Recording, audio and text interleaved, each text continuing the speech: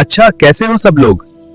चलो भाग 6 पर बात करते हैं कि हर कोई अच्छा जीवन कैसे बिता सकता है और खुश कैसे रह सकता है। देखो, हर कोई अच्छा जीवन बिता सकता है अगर वह जीवन को समझ जाए।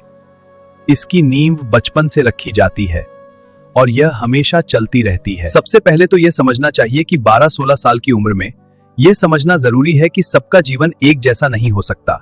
कोई आपसे आगे भी होगा और कोई पीछे भी। जब कोई आपसे आगे हो तो आपको उससे जलने की जरूरत नहीं है और न ही कुछ गलत सोचने की। बस ये समझो कि आपको आगे बढ़ना है, न किसी से जलना है और न ही डरना है। आपको समझना है कि अगर आप गरीब हो तो मेहनत करो, परेशानी में हो तो उससे निकलने का रास्ता खोजो, न कि किसी से जलो या दुश्मनी बनाओ, क्योंकि आपका जीवन आपके ही हाथ में है, किसी और के नहीं। देखो, न तो कोई आपके लिए है और न आप किसी के लिए हो। ये बात आपको समझनी पड़ेगी, तभी आप अपनी परेशानियों से निकल पाओगे, क्योंकि आप अकेले आए थे और अकेले ही जाओगे। जब आप ये समझ जाते हो तो आप ये भी समझ जाते हो कि अपनी परेशानियां आपको ही हल करनी है और जीवन अच्छा बनाना है। तभी आप अच्छे से मेहनत करते हो और एक अच्छा खुशहाल जीवन बना पाते हो। ये भी समझना चाहिए कि जीवन में न तो कोई हमेशा गरीब रहता है, न ही कोई हमेशा अमीर रहता है। सब अपनी अपनी जगह है, क्योंकि जो कल राजा थे आज वे गरीब हो सकते हैं और जो कल गरीब थे आज वे राजा हो सकते हैं। तो कुछ भी कभी भी बदल सकता है, ये समझना बहुत जरूरी है। और साथ साथ ये भी समझना जरूरी है कि कोई काम छोटा या बड़ा नहीं होता।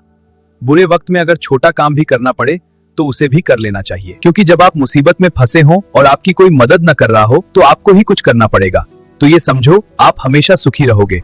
और ये मत सोचो कि अमीर होने में ही सुख है, लेकिन आप धन कमाने का प्रयास करो।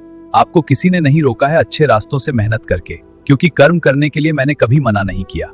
कर्म करो, अच्छे से अच्छे कर्म करो। देखो, मेहनत ही एक रास्ता है अपनी किस्मत बदलने का। सही से दिमाग लगाकर मेहनत करो, आगे बढ़ो और आप जरूर ही खुश रहोगे।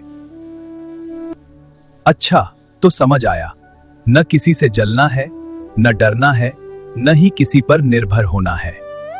और जब आप ये करने लग जाओगे तो खुश हो जाओगे और एक अच्छा जीवन बिताओगे। अच्छा, चलो मिलते हैं कल अगले भाग में। तब तक के लिए सभी को प्रणाम।